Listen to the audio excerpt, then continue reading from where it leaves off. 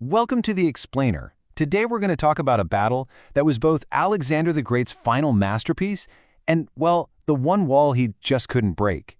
It's an incredible story of genius, war elephants, and an empire stretched to its absolute limit.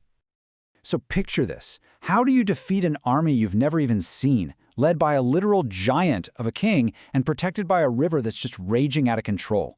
That was the puzzle Alexander the Great was staring at back in 326 BC on the banks of the Hydaspes River.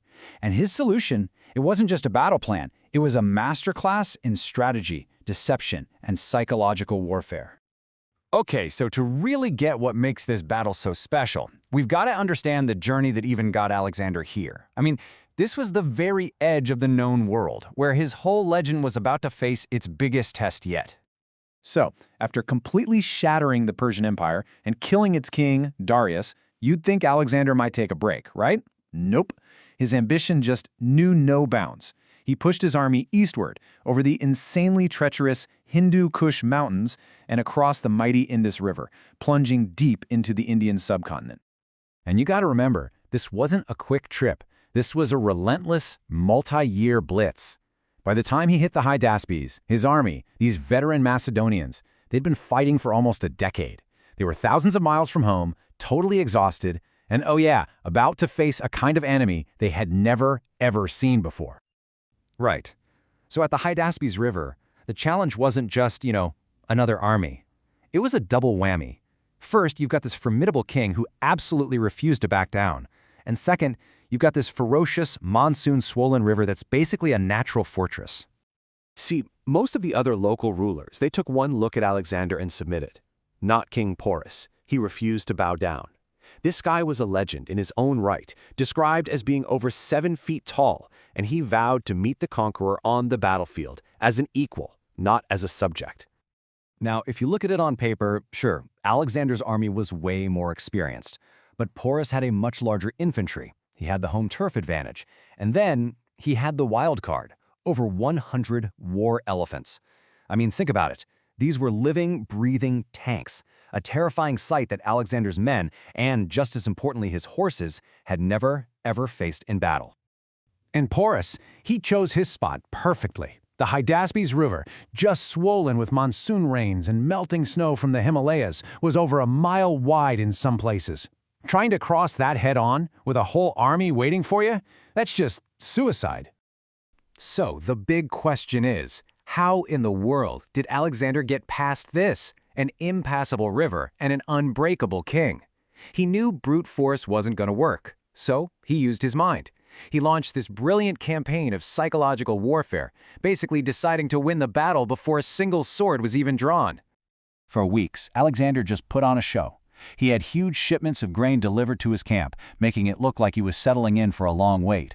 Then every single night, he'd march his troops up and down the riverbank, making all kinds of noise, forcing Porus's army to constantly shadow him.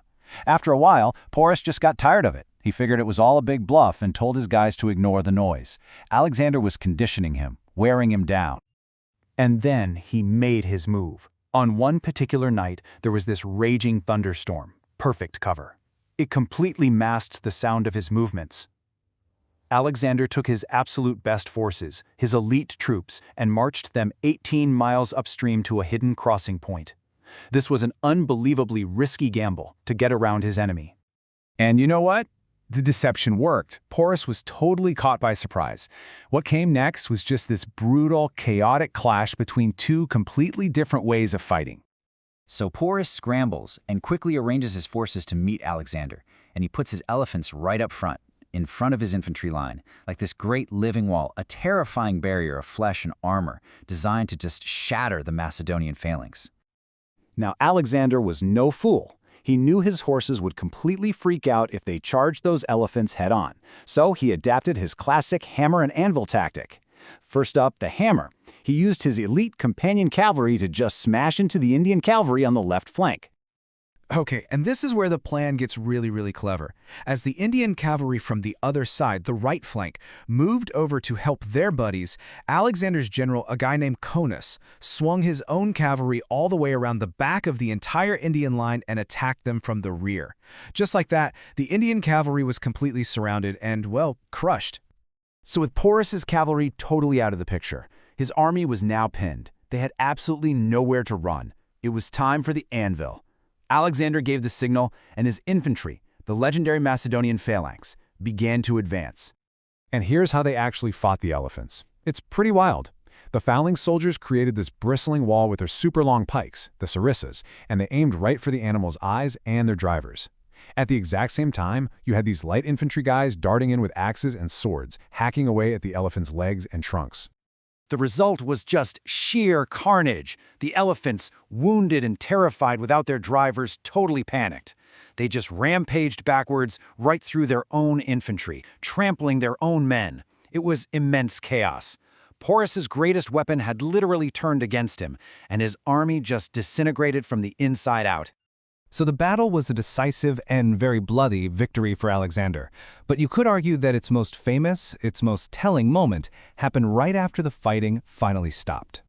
Porus, wounded but still completely defiant, was captured and brought before Alexander. And when Alexander asked him how he wanted to be treated, this was his legendary reply. Think about that. No begging, no pleading, just the proud demand of one king to another.